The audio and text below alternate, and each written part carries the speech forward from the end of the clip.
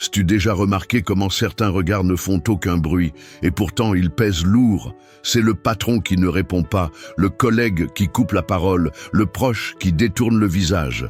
Leur silence semble dire « montre qui tu es, maintenant ». Et dans l'élan, on livre son âme en échange de quelques secondes d'approbation. Aujourd'hui, je te propose un pacte différent. Plutôt que de vivre au gré de l'humeur des autres, tu vas apprendre à rester entier intérieurement, même quand le monde t'observe de l'extérieur. Rien de mystique, rien d'inatteignable.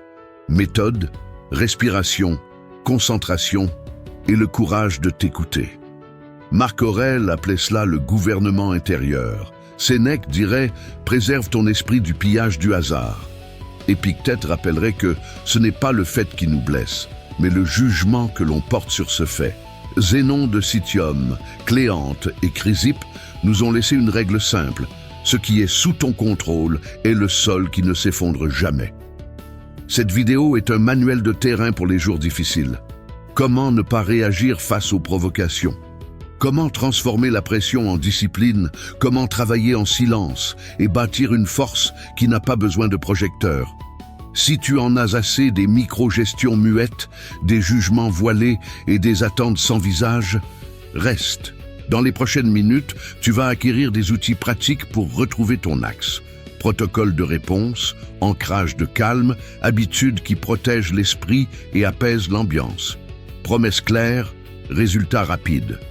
Dès le premier segment, tu repartiras avec un kit de phrases et d'actions qui réduisent 80% des frictions quotidiennes. Sans cri, sans drame, juste de la direction. Et je veux ta participation active. Écris dans les commentaires pour sceller l'engagement d'aujourd'hui, la phrase « Ma réaction est ma liberté ». Si tu préfères, crée ta propre phrase symbole et note-la. Les mots justes, répétés avec intention, aligne le cœur et l'action. Respire, ajuste ta posture. Le monde continuera peut-être à t'observer en silence. Mais, désormais, c'est toi qui décides ce que ce silence trouve en toi. Il entre dans la pièce et sent l'air différent, comme si les murs portaient un murmure qui n'ose pas devenir phrase. Des regards non dits, des sourcils qui flottent 1 millimètre au-dessus de la neutralité, et l'esprit, s'il n'est pas entraîné, tente de deviner des scripts invisibles. C'est ici que le stoïcisme commence à opérer, non comme un dogme, mais comme une philosophie de vie qui restaure l'équilibre. Qu'est-ce qui est sous mon contrôle émotionnel maintenant? La réponse est simple, presque humble. L'intention, la clarté, le prochain geste. Marc Aurèle, dans ses pensées, rappellerait que l'opinion d'autrui est un vent. Le caractère est une montagne. Il inspire en 4 temps, retient en 4, expire en 4. Une discipline mentale brève qui réorganise l'échiquier intérieur. En acceptant qu'il ne contrôle pas les regards, seulement sa posture, son organisation mentale s'aligne. Et de cet alignement naît une paix intérieure qui n'a pas besoin de la permission de l'environnement. Être stoïcien, c'est choisir une fermeté silencieuse quand le public exige un spectacle. Cette décision, répétée 1000 fois, devient une vertu stoïcienne, et avec elle, la sensation que le poids extérieur n'entre plus sans invitation. Il pratique un petit inventaire quotidien. 3 choses hors de portée, les humeurs des autres, les attentes implicites, les ragots, et 3 sous contrôle, les priorités du jour, la qualité de la communication, la présence corporelle. Cet inventaire est la fondation d'un état d'esprit de croissance. Ce qui se mesure s'améliore. Épictète, avec son humour sérieux, sourirait « Montre-moi où sont tes efforts et je te montrerai où est ta liberté ». En séparant l'inévitable du gérable, il échange l'anxiété contre la méthode, gestion du stress en langage simple. Ensuite vient la premeditatio malorum, répéter mentalement une réunion tendue, un commentaire mal placé, un email sec, non pour souffrir à l'avance, mais pour renforcer sa force mentale et son calme intérieur. Sénèque enseignerait que le coup anticipé fait moins mal. Ainsi, quand les regards pèsent, la poitrine ne s'effondre pas. Il se rappelle, le succès n'est pas d'être admiré, mais d'être intègre. Et l'intégrité, ici, c'est faire ce qui est juste même sous des projecteurs froids. Pour garder son calme quand tout semble jugé, il crée des repères respiratoires tout au long de la journée. Des points d'ancrage. 3 alarmes silencieuses, matin, midi, après-midi, juste pour se demander « Mon intention est-elle claire? Ma voix est-elle stable? Mon corps est-il détendu ?» Si quelque chose dérape, il corrige en 2 minutes. Cléante et Chrysippe appelleraient cela un retour à l'hégémonicon, le centre de commandement. Ce mini-rituel, combiné à une courte marche en plein air, dénoue les tensions internes et prévient l'épuisement. À long terme, cela devient une solution contre le burn-out. De petits resets qui empêchent l'esprit de bouillir à petit feu. Il note une phrase par jour, non par superstition, mais comme pensée positive stoïcienne. Je fais de mon mieux avec ce qui est à ma portée. C'est un antidote simple contre la paralysie. Le monde ne change pas, le regard change. Et quand le regard change, la pièce aussi. Il observe le théâtre silencieux des lieux. Des chaises qui pivotent vers quelqu'un, des ordinateurs qui se ferment une demi-seconde après son arrivée, des sourires retenus. Au lieu de réagir, il décrit mentalement, comme un scientifique de sa propre expérience. Fait. 2 personnes ont chuchoté. Mon interprétation, elle parlait de moi. Alternative, elle parlait du projet. En séparant fait et interprétation, son organisation mentale gagne en clarté. Zénon de Citium dirait que le sage n'est pas celui qui ne ressent rien, mais celui qui ne se laisse pas troubler. Ainsi, face au regard, il pratique le détachement des significations automatiques et choisit l'interprétation la plus utile pour l'action. Une pratique quotidienne. Avant de répondre à tout signe de jugement, compte jusqu'à 3 et répond par une question constructive. Que pouvons-nous améliorer sur ce point? Cette réorientation chasse la défensive et restaure la sérénité au travail. En fin de compte, il ne s'agit pas d'être le chouchou de la pièce, mais d'être assez fort mentalement pour garder le cap juste. Il comprend aussi que sembler occupé n'est pas synonyme de succès. Sous surveillance, beaucoup exagèrent leurs gestes, tapent plus fort sur le clavier, ouvrent des tableurs, multiplient les réunions pour prouver leur valeur. Le stoïcisme moderne l'invite à une autre voie, produire avec une qualité traçable. 2 indicateurs suffisent, la clarté des livrables, quoi, quand, comment, et la fiabilité, promis, tenu. Les preuves parlent d'elles-mêmes, comme l'enseigne la sagesse ancienne. Les mots s'envolent, les résultats atterrissent. Pour ceux qui ressentent le poids des regards, c'est libérateur. Pas besoin de jouer la comédie, juste de construire. À chaque livraison, il boucle un cycle de planifier, exécuter, réviser et documente les leçons. Ce cycle est la musculation invisible de la discipline mentale. Le public peut changer, la méthode reste. Et là où il y a méthode, il y a un calme qui ne dépend pas des applaudissements. Bien sûr, il y a des jours où l'esprit trébuche. Il lit un email sec, le corps se tend, la respiration s'accélère, le cœur bat plus vite. Anxiété et stoïcisme peuvent coexister, à condition que l'anxiété ne prenne pas le volant. Il utilise un protocole en 4 étapes. 1. Nommer l'émotion, irritation. 2. La localiser dans le corps, poitrine tendue. 3. Évacuer avec 3 respirations profondes. 4. Rediriger avec une question utile. Quelle est la prochaine action objective? Ce protocole coupe à la racine l'envie de trop s'expliquer, de discuter des détails inutiles ou d'envoyer des réponses impulsives. Sénèque rappellerait qu'un homme libre n'est pas esclave de ses impulsions. Et la liberté ici, c'est vivre sans crainte du regard d'autrui, car la seule règle qui compte est celle de sa propre conscience. Le reste n'est que décor. Il adopte un état d'esprit de croissance explicite. Chaque critique devient une matière première. Au lieu de voir les regards comme des menaces, il recueille les retours réels, ceux qui existent vraiment, et les transforme en améliorations mesurables. Si 3 personnes ont signalé la même erreur, il y a un schéma. Si c'est juste une impression, je continue sereinement. Cela évite de gaspiller de l'énergie à nettoyer des récits invisibles. Quand il y a des données, il agit. Quand il n'y a que des rumeurs, il ignore. Ce filtre est un cadeau du stoïcisme. Économiser son énergie pour ce qui réchauffe, pas pour ce qui brûle. En affrontant les critiques avec méthode, il progresse plus vite et s'use moins.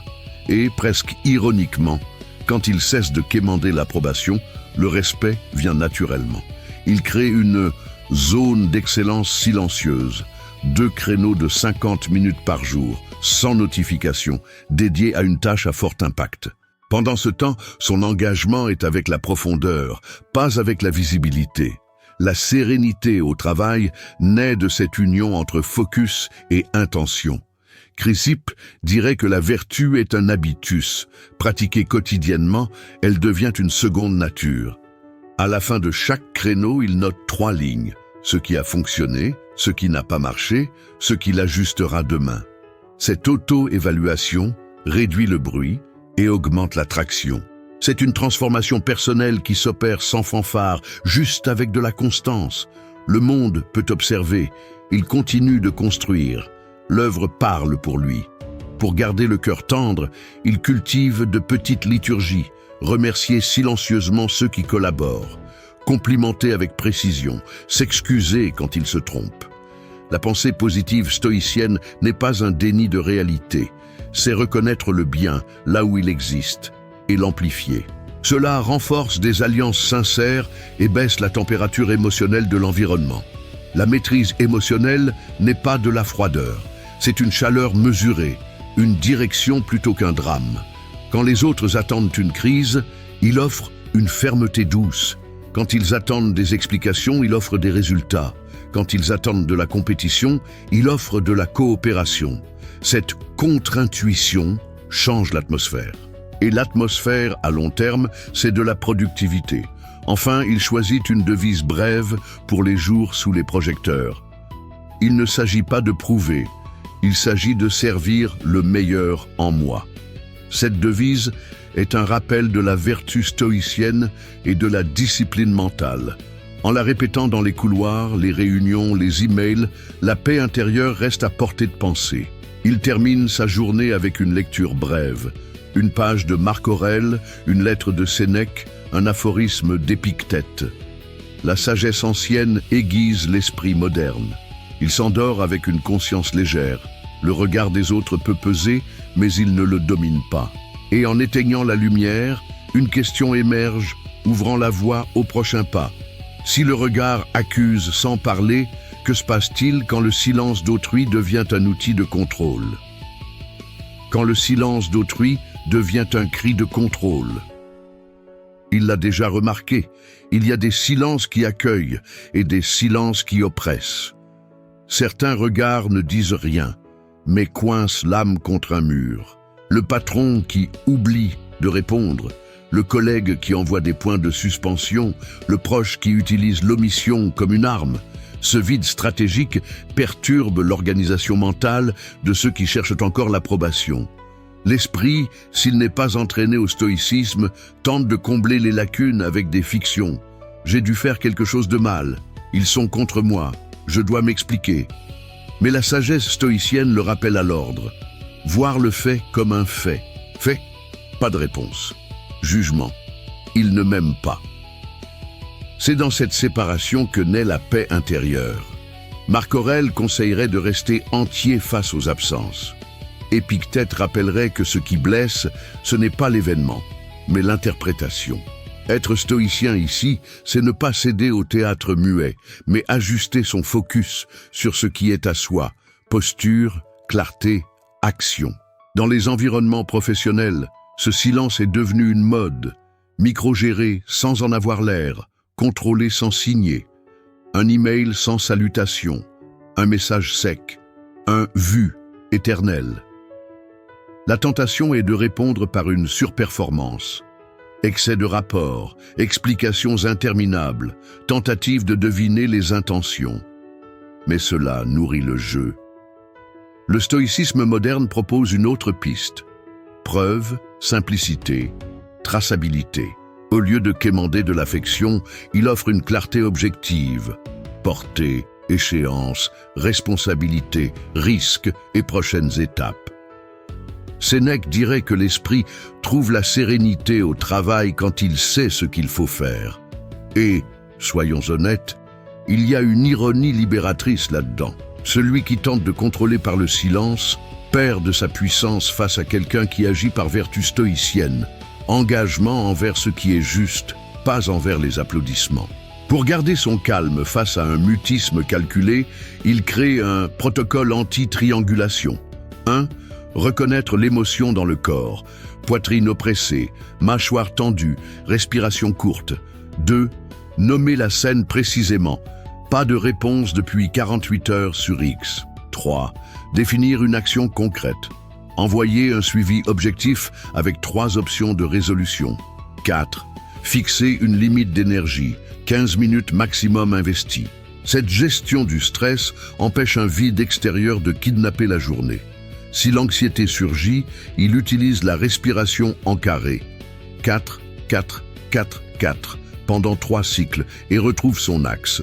La maîtrise émotionnelle ne nie pas l'inconfort. Elle empêche l'inconfort de prendre les rênes. Cléante rappellerait « La direction compte plus que la marée ». Et la direction est toujours la même.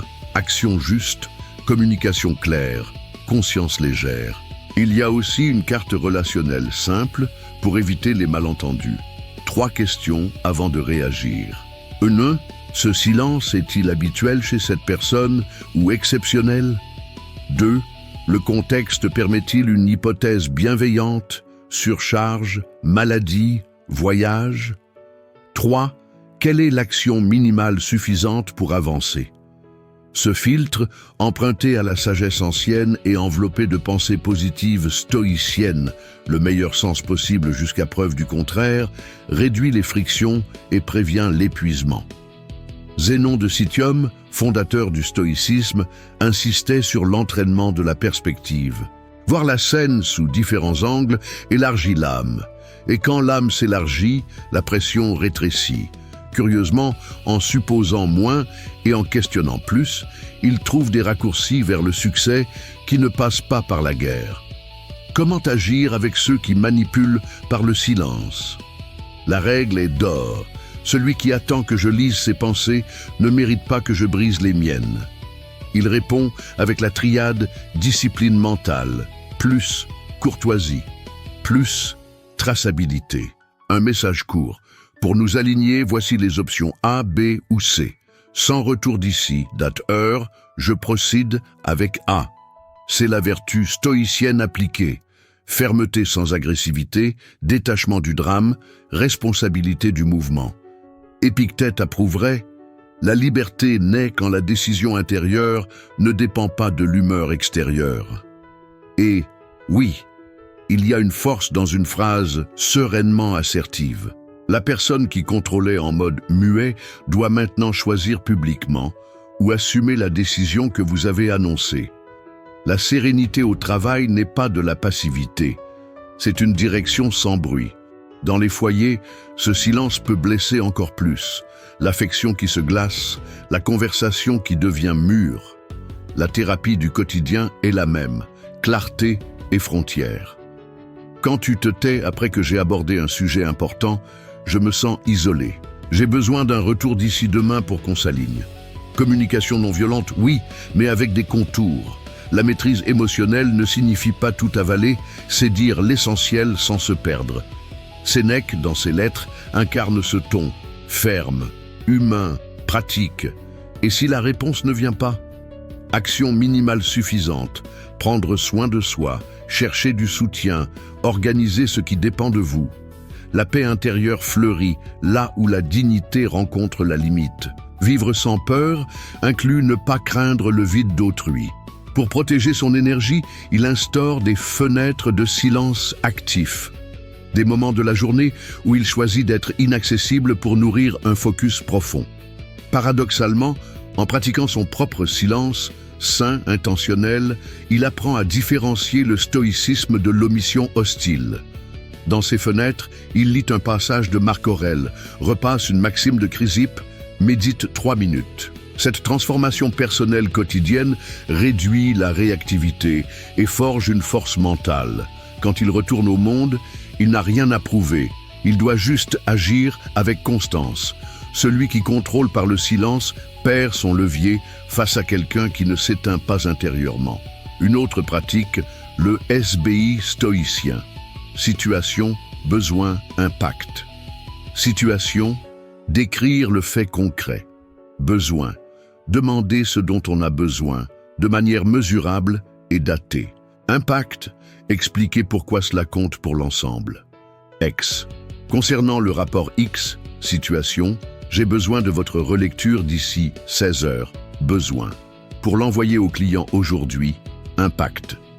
Sans jugement, sans adjectif. Le stoïcisme moderne aime ce qui peut être mesuré et convenu. La sérénité au travail naît de cette grammaire. Si la personne persiste dans le silence, vous exécutez ce qui a été convenu avec la direction ou selon le plan annoncé. Ce n'est pas passer par-dessus, c'est honorer le flux. La sagesse stoïcienne n'aime pas le conflit, elle aime le devoir accompli. Il apprend à identifier les silencieux stratégiques et les silencieux blessés. Avec les premiers, frontières et traçabilité. Avec les seconds, accueil et temps.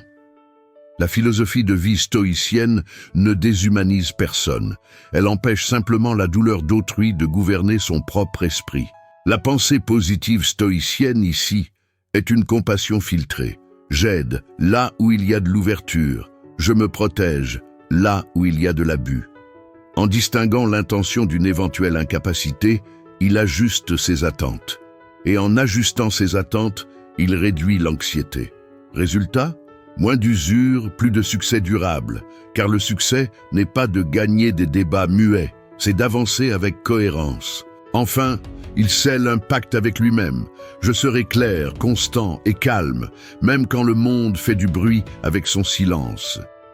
C'est la vertu stoïcienne en action, la discipline mentale dans les veines.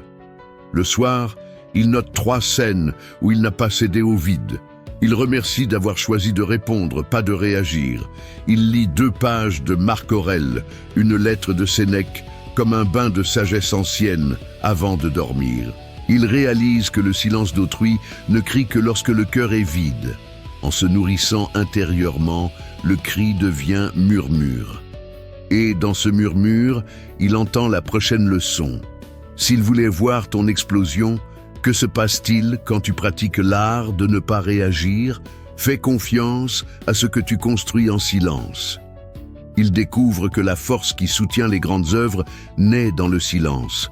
Non celui qui isole, mais celui qui concentre. Loin du brouhaha, le stoïcisme lui offre un atelier intérieur.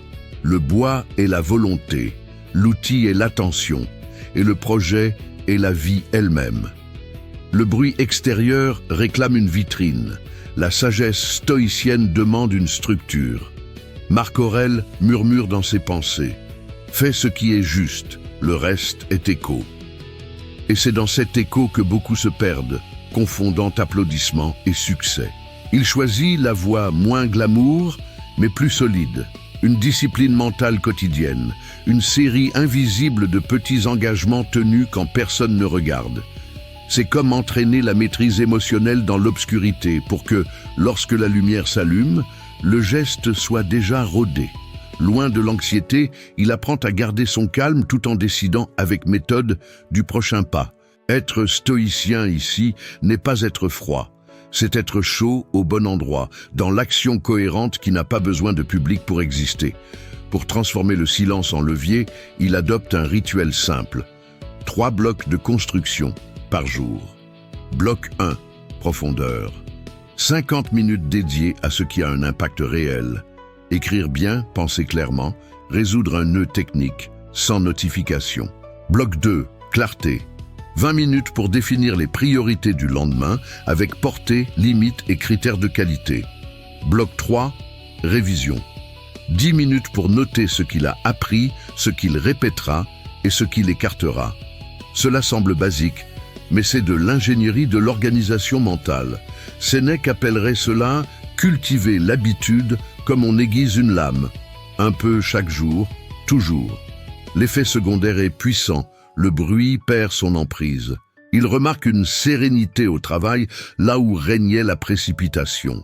Avec le temps, ce design simple devient une philosophie de vie. Chaque matin, un étage s'élève. Chaque soir, le plan est révisé. Le monde confond silence et faiblesse. Il apprend à voir l'envers. Le silence est une noblesse sans proclamation. Chrysippe de Sole rappellerait que la vertu se manifeste dans l'action ordonnée, pas dans le tapage. Quand il refuse les ragots, quand il ferme la porte pour produire en profondeur, quand il livre avec précision, sans forcer le mérite sur les autres, il entraîne la musculature de la vertu stoïcienne. Cela le rend mentalement fort, moins otage des comparaisons et plus allié de sa propre conscience. Une image aide, la racine de l'arbre, invisible, permet au tronc de résister aux tempêtes. Le détachement n'est pas de l'indifférence, c'est savoir que la racine n'a pas besoin d'applaudissements pour nourrir la cime. Et soyons honnêtes, il y a une élégance là-dedans. Travailler proprement et laisser les faits parler quand l'heure viendra. Pour éviter le théâtre de l'urgence, il crée un pacte de profondeur. 2 décisions quotidiennes prises lentement. Au lieu de répondre en minutes, il s'accorde 1 heure de décantation pour les choix stratégiques. Épictète approuverait, la hâte est cousine de la servitude. En prolongeant le temps de l'esprit, il réduit les erreurs, protège la paix intérieure et diminue le coût des retouches. Une gestion du stress intelligente. Pour les micro-décisions, même esprit, il respire, liste les options, choisit la plus simple qui maintient le projet en vie. Le stoïcisme moderne, c'est cela. Appliquer des vertus anciennes à des délais contemporains. Le résultat est une avancée silencieuse et constante qui ne dépend pas de jours épiques pour exister.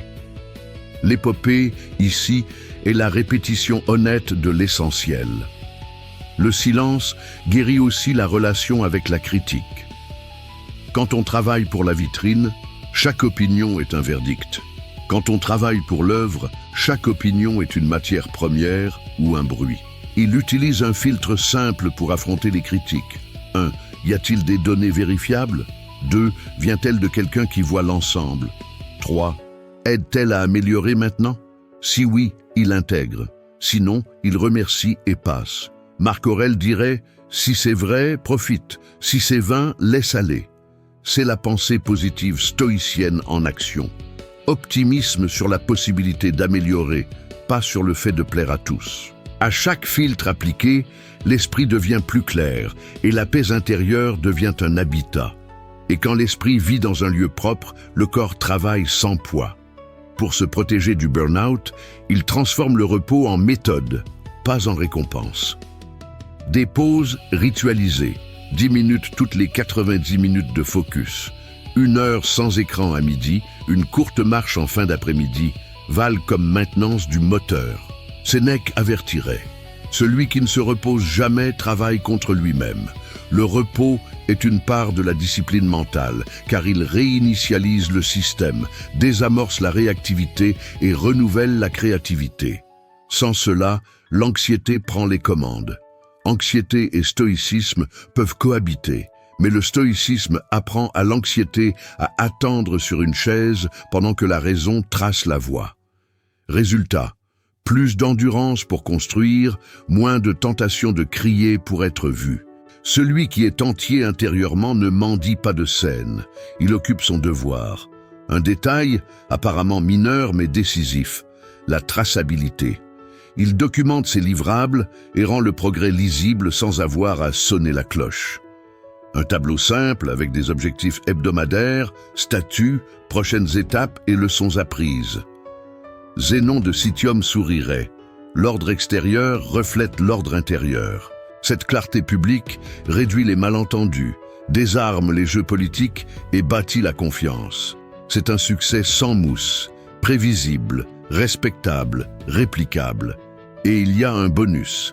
Quand vient le moment de défendre une idée, il n'a pas besoin d'adjectifs. Il a un historique, des faits.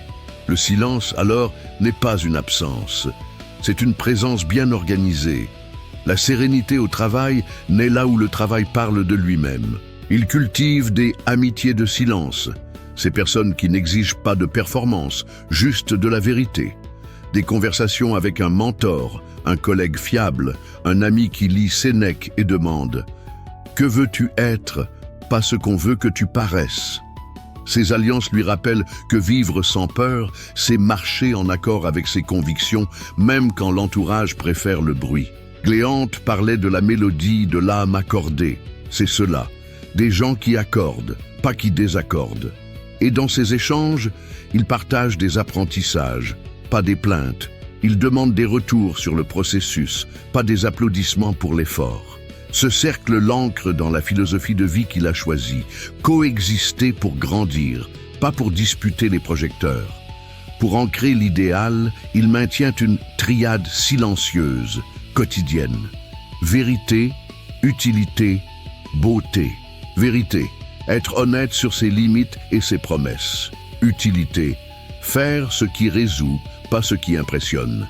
Beauté, soin silencieux dans les livrables, texte limpide, tableau épuré, présentation précise. Chrysippe dirait que la vertu est harmonie.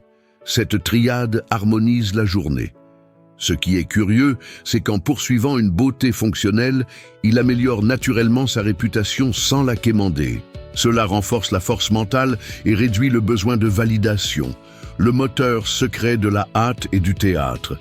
Le détachement, ici, est une maturité. Laisser les conséquences parler quand l'heure viendra et, jusque-là, travailler comme on prie, avec attention, dévotion et économie de gestes. À la fin de la journée, il ferme son carnet avec 2 questions stoïciennes. Qu'ai-je construit aujourd'hui que personne n'a vu, mais qui m'a rendu meilleur? Et que puis-je répéter demain sans dépendre de la motivation? Il lit un passage de Marc Aurèle, un autre de Sénèque, parfois un fragment d'Épictète, pour rappeler que la sagesse ancienne reste une solution au burn-out moderne. Il s'endort avec la légèreté de celui qui ne doit pas de spectacle, juste de la constance. Et en éteignant la lumière, il entend la prochaine leçon poindre à l'horizon. Si l'œuvre véritable grandit dans le silence, pourquoi encore essayer de prouver quelque chose à quelqu'un ? Peut-être parce qu'il manque encore de comprendre que la victoire réside dans le fait de ne pas avoir besoin d'être vu. Ne prouve rien. La victoire est de ne pas avoir besoin d'être vu. Il découvre, avec un mélange d'humour et de soulagement, que l'agenda secret de la moitié des gens est de paraître occupé et celui de l'autre moitié de paraître important. Au milieu de ce théâtre, le stoïcisme lui tend un mot simple. Fais ce qui est juste et avance. Quand l'esprit réclame des applaudissements, la discipline mentale répond par la pratique. Être stoïcien ici, c'est choisir la voie de la vertu stoïcienne. Cohérence sans annonce, constance sans feu d'artifice. Il apprend que le succès n'est pas le bruit qu'on fait en entrant, mais la sérénité avec laquelle on sort, sachant qu'on a bien agi. La philosophie de vie stoïcienne retire le piédestal de l'ego et offre un établi. Moins de discours, plus de livraison. Et si personne ne voit, demande la part enfantine, avide de projecteurs. Marc Aurèle murmure entre les lignes, la reconnaissance qui compte siège au tribunal de la conscience. Le détachement des applaudissements est une liberté de premier degré. Le reste est une révision inutile. Pour ancrer cela dans le quotidien, il crée le protocole sans vitrine. 1. Définir clairement ce qui sera fait et pourquoi. 2. Consigner le progrès de manière visible mais sobre. 3. Livrer à la date, au standard. 4. Apprendre quelque chose de petit et le noter. Cela semble simple, et ça l'est. Mais cela change l'axe de l'organisation mentale. L'impulsion de s'expliquer s'efface, la sérénité de s'accomplir s'installe. À la place des présentations flamboyantes, des données claires, au lieu des auto-éloges, un historique de fiabilité. Sénèque appellerait cela l'élégance de l'essentiel. Le résultat est un succès discret qui n'a pas besoin de légende. La sérénité au travail naît quand la livraison répond pour le professionnel avant que le professionnel ne s'explique. Et par ironie, quand il cesse de quémander des likes déguisés en alignement, il reçoit du respect sans campagne. Ne rien prouver n'est pas de l'indifférence, c'est une maîtrise émotionnelle au service de ce qui compte. Il entraîne la pause avant l'impulsion de lister ses exploits, justifier ses décisions ou disputer des miettes de crédit. Il respire, aligne son corps, se demande « Cela améliore-t-il le travail ou juste mon orgueil ?» La maîtrise émotionnelle apprise dans le stoïcisme est une direction, pas une froideur. C'est dire non au théâtre pour dire oui à l'œuvre.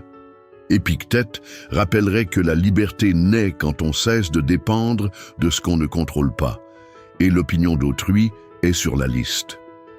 En détournant l'énergie du paraître vers le faire, il réduit l'anxiété et améliore la gestion du stress. Moins d'épuisement à soigner l'image, plus de souffle pour la livraison. La solution au burn-out commence là où s'arrête l'obligation de briller. En équipe, il pratique le crédit objectif. Si quelque chose réussit, il pointe les facteurs et les protagonistes, sans fausse modestie ni vol de lumière. Celui qui n'a rien à prouver partage la lumière.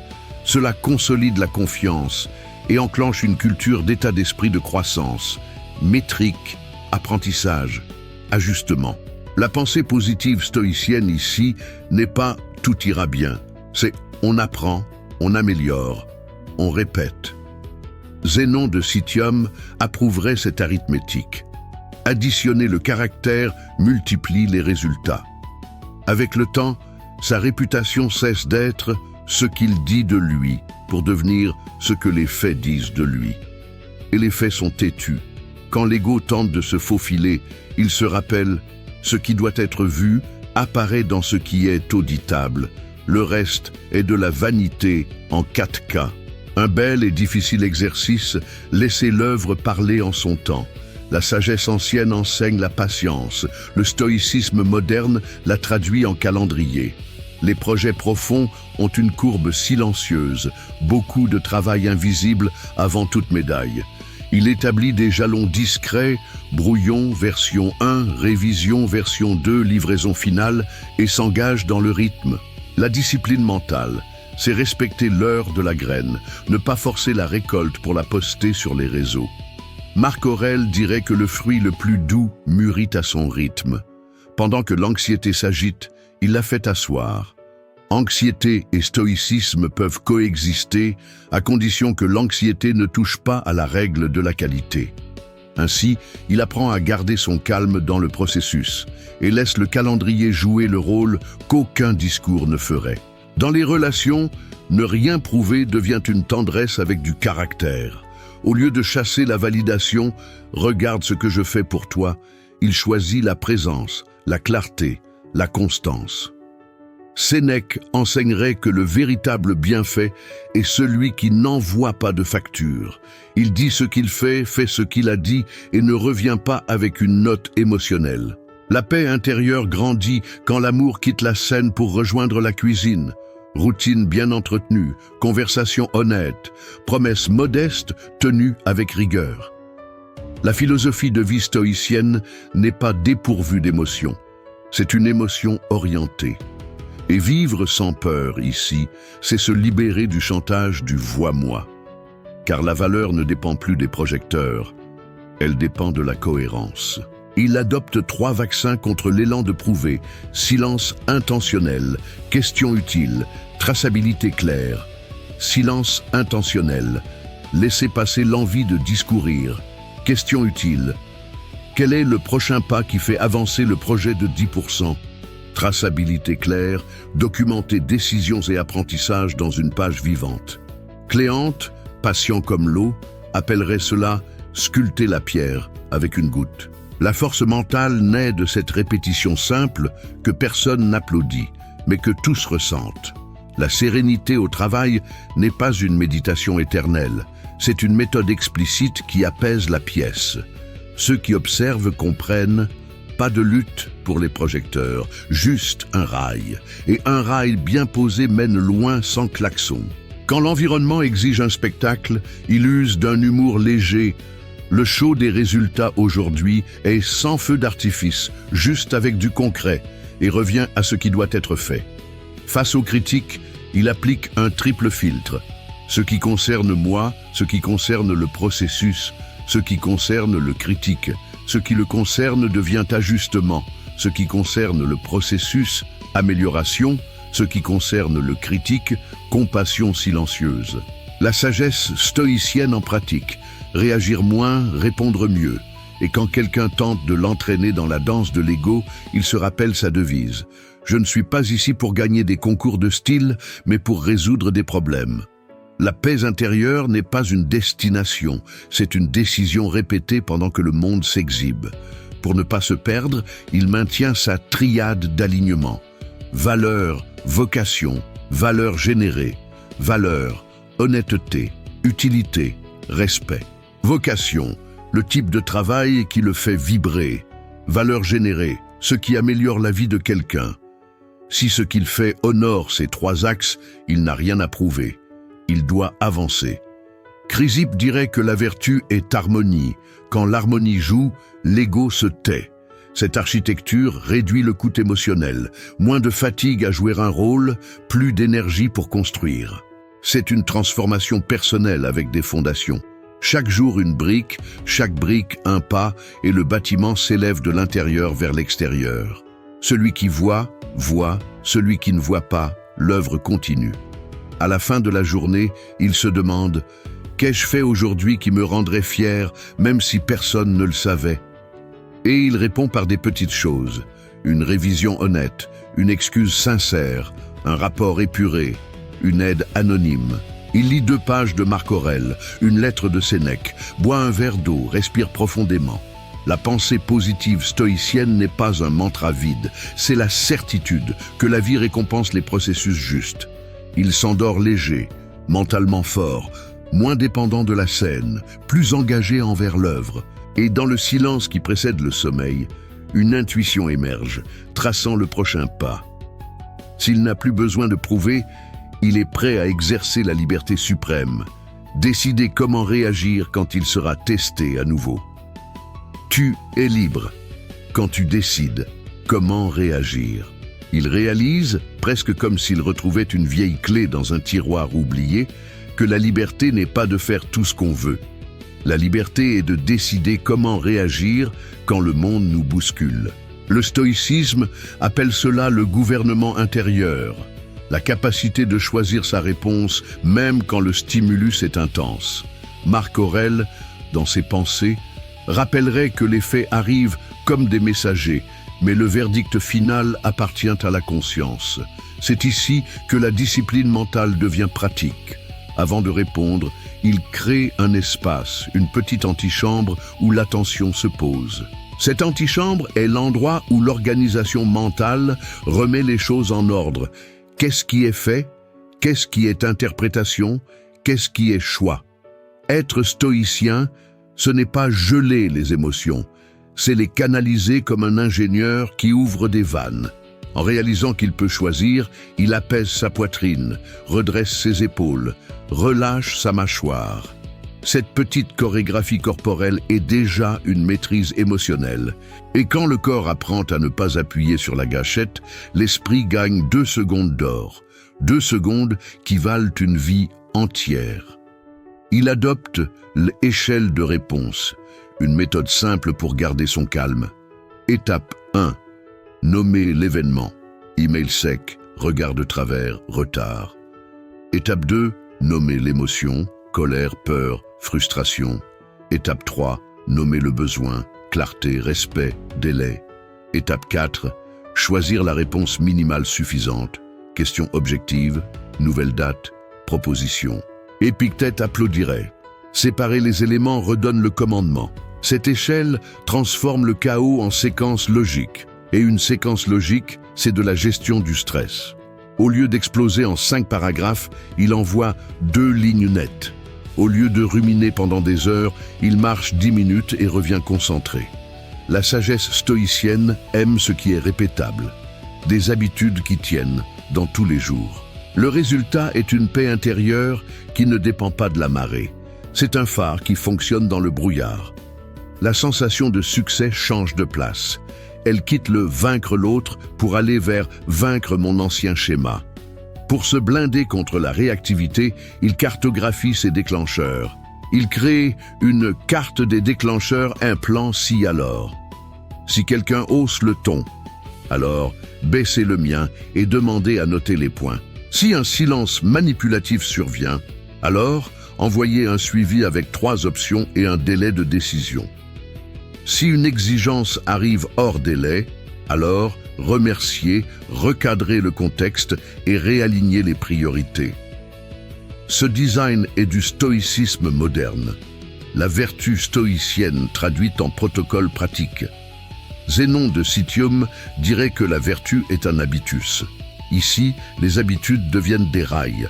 Les rails réduisent les frottements et fatiguent moins, une solution au burn-out. Il remarque que quand la réponse est déjà écrite, anxiété et stoïcisme cessent de se battre. L'anxiété reconnaît un script et le stoïcisme, un chemin. La pensée positive stoïcienne n'est pas de prédire une fin heureuse, c'est de préparer des moyens honnêtes. Il entraîne le ABCD stoïcien, A, acontecimento événement, ce qui s'est passé, B, belief, croyance, ce que je me suis dit, C, conséquence, ce que j'ai ressenti, fait, D, dispute, débat, que puis-je penser de plus utile? X, A, pas de réponse à mon rapport, B, ils ignorent mon travail. C, colère et email acerbe, D, peut-être sont-ils débordés. Je vais envoyer un résumé avec la décision A à 16h. Sénèque enseignerait qu'on se dispute moins avec le monde quand on apprend à débattre de ses croyances. Cet exercice renforce la force mentale et l'organisation mentale. Moins d'histoire, plus de faits.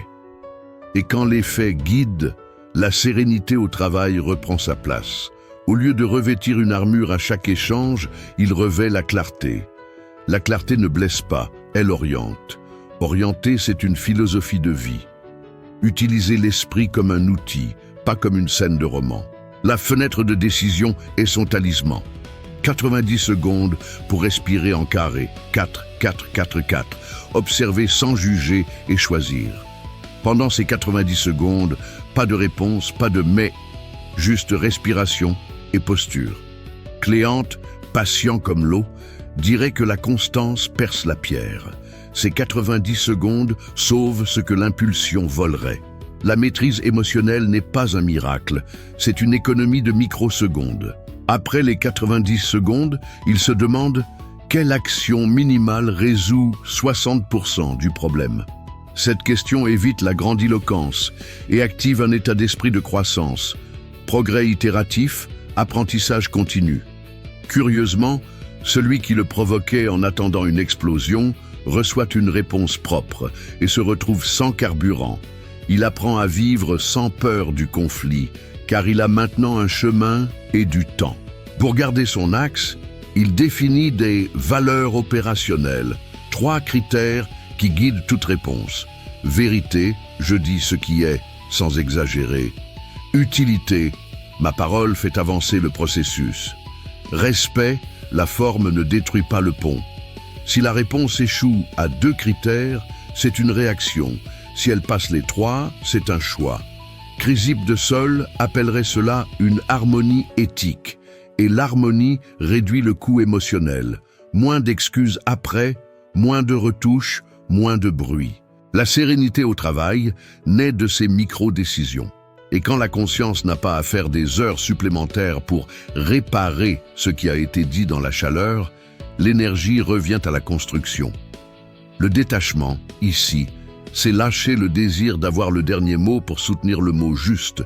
Il crée une carte des réactions qui tient dans le portefeuille ou en fond d'écran. 3 ancrages et 3 questions. Ancrage, 1 minute et je réponds. Je veux bien comprendre. Je reviens à 16h avec la décision. Question. Qu'est-ce qui est sous mon contrôle aujourd'hui? Quel est l'objectif? Comment simplifier? Cette carte est de la discipline mentale sur papier. Les jours agités, elle économise des neurones, du temps et de la réputation. L'équipe commence à faire confiance à sa prévisibilité. Les clients perçoivent sa stabilité. Les relations deviennent moins dramatiques. C'est une transformation personnelle en mode silencieux. Celui qui était otage de l'humeur est maintenant un port. La paix intérieure ne se prêche pas, elle se ressent quand on s'approche. Dans les liens affectifs, choisir la bonne réaction sauve des amours. Il convient avec ceux qui l'aiment de règles de secours.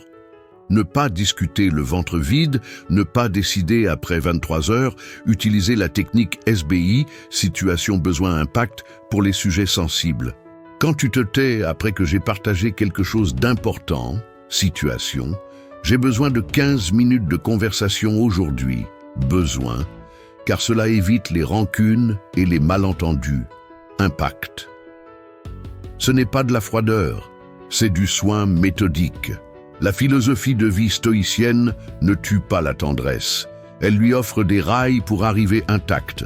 Résultat, moins de débris émotionnels, plus de paix intérieure. Sénèque dirait que bienveillance et fermeté sont sœurs, et ensemble, elles soutiennent des ponts. Il apprend à utiliser la critique comme une physiothérapie de l'âme. Face aux critiques, il filtre. 1. Est-elle spécifique? 2. Est-elle actionnable? 3. Vient-elle de quelqu'un qui voit l'ensemble? Si oui, il remercie et ajuste. Sinon, il remercie et classe. Ce filtre transforme les flèches en données et épargne le cœur. La pensée positive stoïcienne ici, c'est croire qu'il y a toujours une micro-action qui améliore de 1%. Ce 1% par jour est un pur état d'esprit de croissance. À la fin du mois, 30% de différence dans l'humeur, la livraison, la réputation. Le monde ne le perçoit peut-être pas tout de suite, mais le corps le sent. Moins de cortisol, plus de souffle. Une solution au burn-out, c'est parfois cela. Ne pas porter ce qui n'est pas à soi et bien travailler ce qui l'est. À la fin de la journée, il fait son bilan de liberté.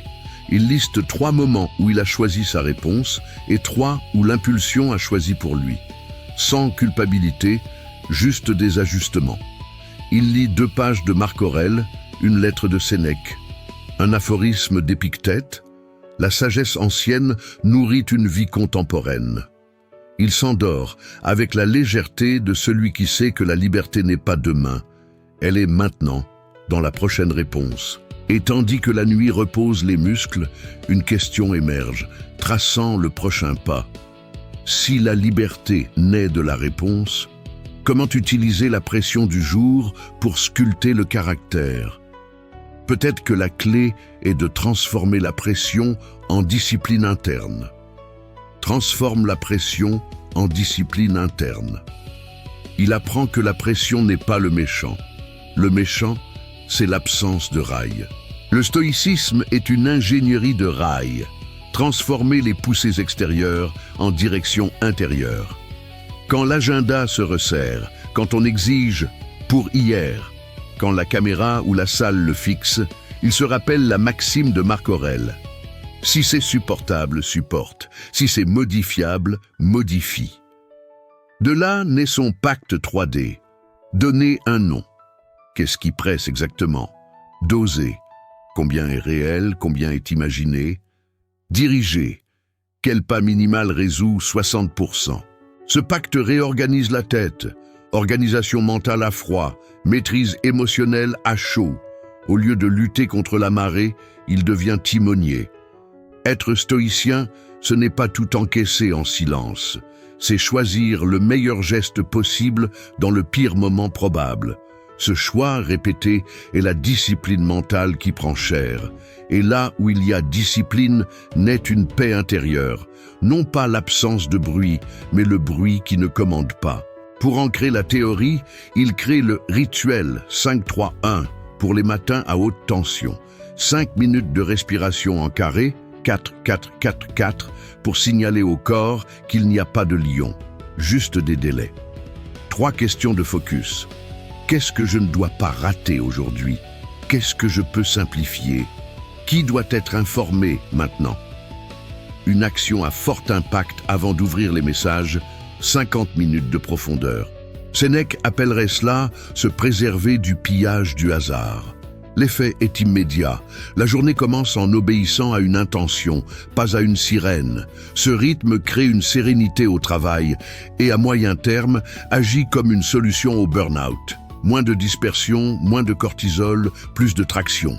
La pensée positive stoïcienne ici n'est pas « tout ira bien », c'est « je deviens celui qui fait que ça fonctionne ».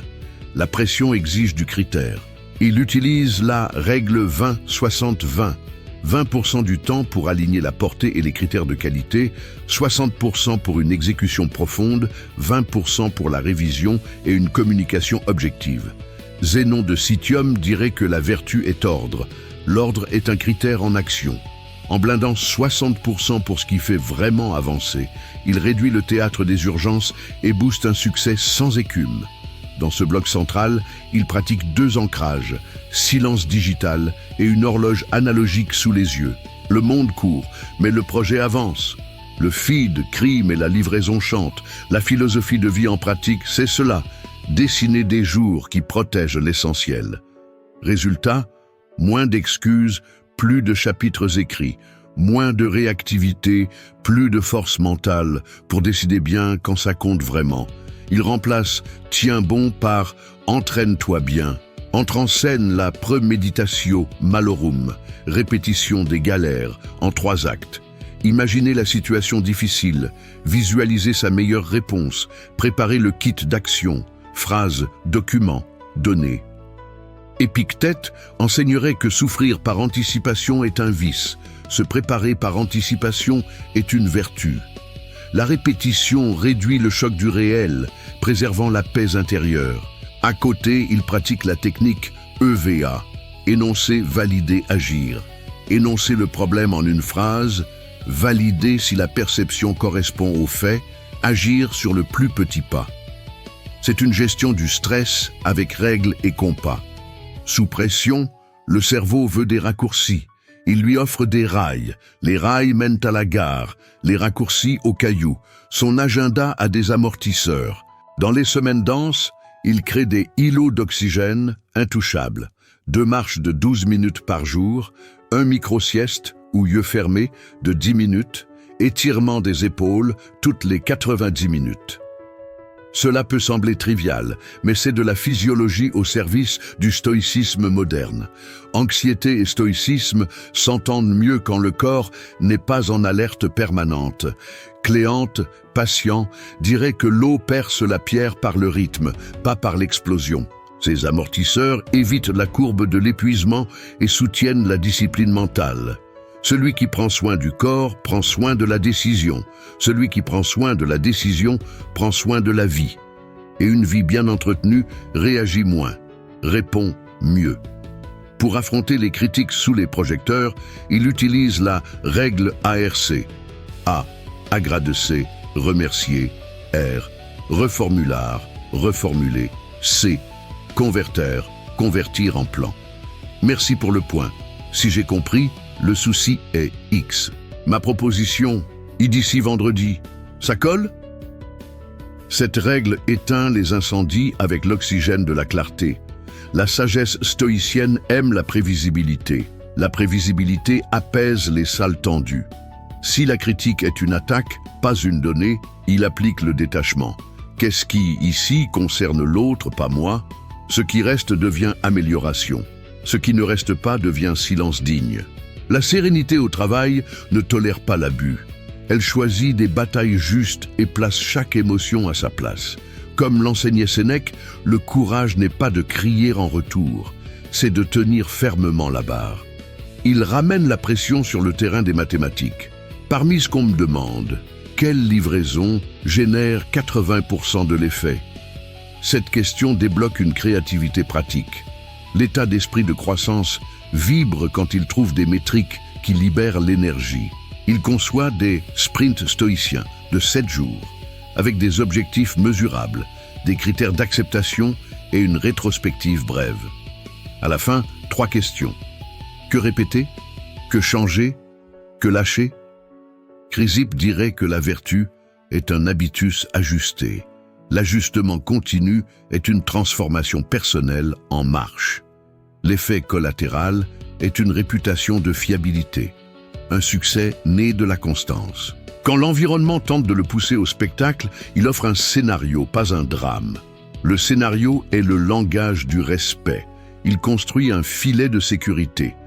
2 personnes au travail et 1 dans la vie personnelle, à qui il envoie des rétrospectives courtes, les jours critiques, contexte, décision, risque, demande. Cette pratique réduit l'aveuglement situationnel et répartit le poids. La sagesse ancienne défendait l'amitié vertueuse. Ici, elle devient protocole. Les vrais amis ne disent pas seulement « ça va aller », ils aident à mieux choisir.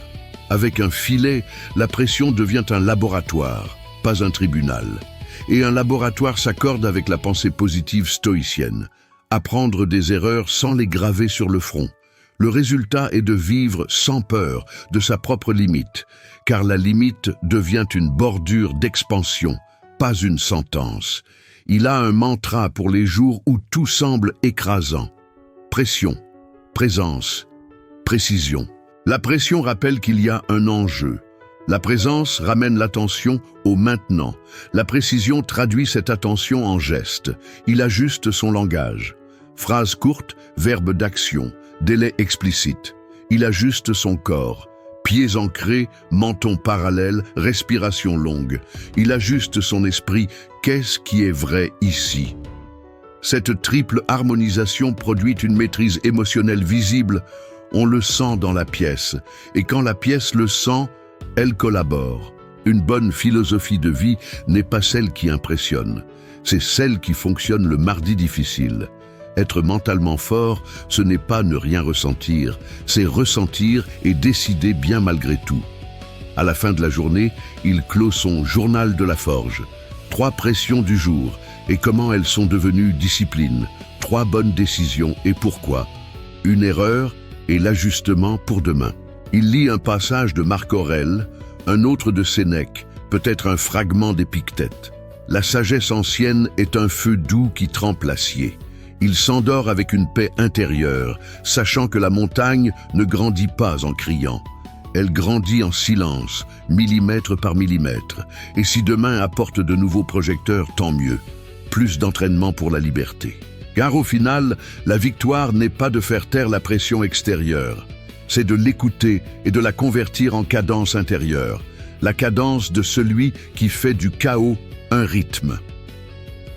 Si vous êtes arrivé jusqu'ici, vous l'avez compris. Quand le monde vous observe en silence, ce n'est pas le bruit extérieur qui décide qui vous êtes, c'est le timonier intérieur. Aujourd'hui, vous avez appris à différer l'impulsion, à transformer la pression en méthode, à construire en silence, à ne rien prouver, à décider comment réagir et à faire de la maîtrise émotionnelle une pratique quotidienne. Ce n'est pas une belle théorie, c'est une philosophie de vie en mouvement, un stoïcisme moderne appliqué aux mardis difficiles. Avant de clore cette vidéo, je vous propose un pacte simple et puissant. Dans les prochaines 24 heures, choisissez une situation concrète pour mettre en pratique ce que nous avons vu. Cela peut être un email tendu, une conversation délicate, un délai serré. Utilisez l'un des protocoles. Respiration en carré, 4, 4, 4, 4. Plus une question utile. Quelle est l'action minimale suffisante maintenant? SBI, situation besoin impact, pour communiquer clairement. Règle des 2% pour ouvrir des accords. Si.